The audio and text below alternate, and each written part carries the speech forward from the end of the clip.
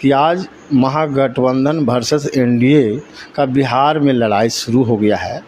आप महागठबंधन में हिस्सा क्यों नहीं बन रहे हैं? छोटे भाई, ऐसा है कि मैं महागठबंधन का हिस्सा बनना चाहता हूं, बशर्ते तेजस्वी जी हमको आदर सम्मान के साथ बुलाएं तभी तो हम लोगों ने कहा कि हम जाएंगे तो अपने शीर्ष नेता से मिलने के क्रम में सबसे पहला बात मैं यह रखूँगा। अब सुनना ना सुनना उनका काम है। अगर AIM से हम लोगों का गठबंधन हो जाता है तो हम समझते हैं कि आदरणीय तेजस्वी यादव जी को मुख्यमंत्री बनने से कोई ताकत बिहार के अंदर नहीं रोकेगा। हाय, आदाब, सलाम, नमस्कार, सत श्री अकाल। मैं रोशन कुशवाहा और आप देख रहे हैं times of Sitamarhi. Times of Sitamarhi में आपका स्वागत है। मैं आज बात करूंगा, जी हाँ, शेरघाटी विधानसभा सीट की। पहले आप ये स्क्रीन पर तस्वीर देखिए। बीते दिनों ऑल इंडिया मजलिस इत्तेहादुल मुस्लिमीन के जो पटना कार्यालय में ये है, जिनको माला पहनाया हुआ है अख्तरुल इमान साहब प्लस ढाका के प्रत्याशी राणा रंजीत साहब है।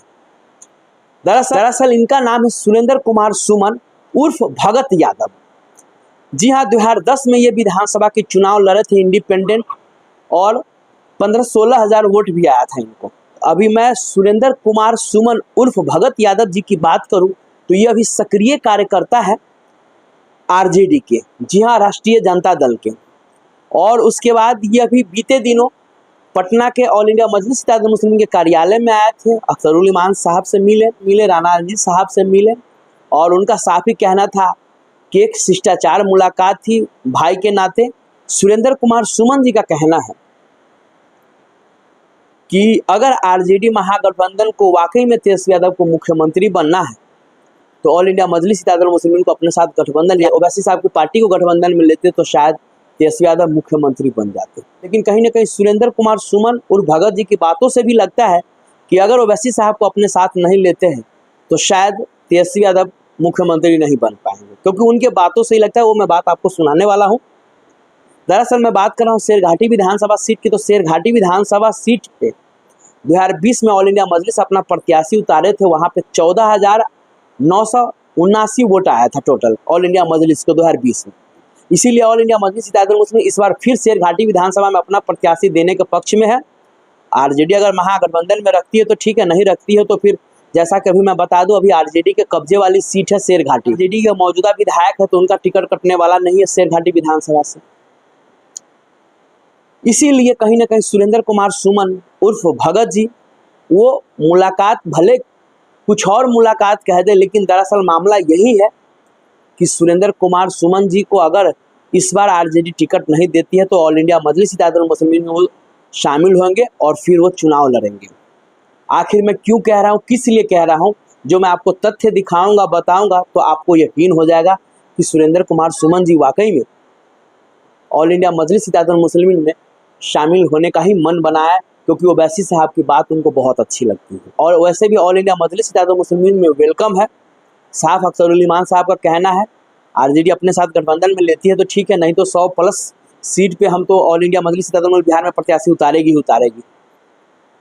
फिलहाल जो सुरेंद्र कुमार सुमन जी मिल के गए, उन्होंने क्या कहा, पहले उनकी बात आप सुनाइए, फिर मैं आपको वो तथ्य दिखाऊंगा कि आखिर सुरेंद्र कुमार सुमन साहब अख्तरुल इमान साहब से क्यों मिलने आए थे। देखिए, ओवैसी साहब के जो प्रदेश अध्यक्ष हैं वो हमारे पूर्व परिचित हैं। उनसे घराना संबंध हम लोगों का रहा है, पूर्वत रहा है पहले से। तो हम लोग गए, उनसे हाल चाल लिए और एक अपने पार्टी के तरफ से एक संवाद भी लेकर के हम गए। और उनसे मुलाकात के बाद हमने अपनी बात रखा कि आज महागठबंधन वर्सेस एनडीए का बिहार में लड़ाई शुरू हो गया है। आप महागठबंधन में हिस्सा क्यों नहीं बन रहे हैं? क्योंकि आप भी सेकुलर पार्टी चलाते हैं और हम लोग भी सेकुलर पार्टी से आते हैं। तो उन्होंने कहा, संतोषजनक बात हमको बताए, बोले कि छोटे भाई, ऐसा है कि मैं महागठबंधन का हिस्सा बनना चाहता हूं, बशर्ते तेजस्वी जी हमको आदर सम्मान के साथ बुलाएं तभी तो हम लोगों ने कहा कि हम जाएंगे तो अपने शीर्ष नेता से मिलने के क्रम में सबसे पहला बात मैं यह रखूँगा, अब सुनना ना सुनना उनका काम है, क्योंकि हम लोगों को ऐसा लग रहा है कि बिहार में एक भी कमी हम लोग ना छोड़ें जिसके लिए बाद में हम लोग को पछताना पड़े। एक एक सीट जो है बिहार का हम लोगों के लिए बहुत बड़ा मायने रखता है। और अगर AIM से हम लोगों का गठबंधन हो जाता है तो हम समझते हैं कि आदरणीय तेजस्वी यादव जी को मुख्यमंत्री बनने से कोई ताकत बिहार के अंदर नहीं रोकेगा। तो अभी तक क्यों नहीं उन्होंने कोई जवाब दिया? अब हम लोग जाएंगे, क्रम में हम लोग जाएंगे तो आदरणीय नेता तेजस्वी यादव जी से हम लोग अपनी बात ज़रूर रखेंगे। ये सुरेंद्र कुमार सुमन जी का सुना साफ उनका भी कहना है कि वाकई में अगर तेजस्वी यादव को मुख्यमंत्री बनना है तो ओवैसी साहब की पार्टी यानी ऑल इंडिया मजलिस-ए-इत्तेहादुल मुस्लिमीन को अपने साथ गठबंधन में। अच्छा, अब मैं आपको जो बता रहा था कि आने वाले दिनों में सुरेंद्र कुमार सुमन, मैं इसलिए बात कर रहा हूँ कि एक कद्दावर यादव नेता है। जी हाँ, शेरघाटी में उनका एक अलग दबदबा है, पहचान है, लेकिन किसी कारणवश हो या जातीय समीकरण के कारण हो, तेजस्वी यादव भले इनको टिकट ना दे रहा है, इतना तो तय है कि सुरेंद्र कुमार यादव यानी भगत यादव जी को अगर टिकट दिया जाए तो सीट निकल सकती है। मैं क्यों किस लिए कह रहा हूँ, ये आने वाले दिनों में आपको पता चल जाएगा। जिस तरह से जो मैंने सोशल अकाउंट भगत यादव जी का देखा, उस पर जो उनका लोगों के बीच रहना, उठना बैठना, जो लोगों के सुख दुख में काम आना, उससे साफ लगता है कि उस विधानसभा में लोगों का जो रुझान है कहीं ना कहीं, जी हाँ, सुरेंद्र कुमार सुमन उर्फ भगत यादव जी के साथ है। अब मैं आपको वो जो बीते दिनों ऑल इंडिया मजलिस-ए-इत्तेहादुल मुस्लिमीन के कार्यालय में आए थे, अख्तरुल इमान साहब से मिले, मुलाकात हुई।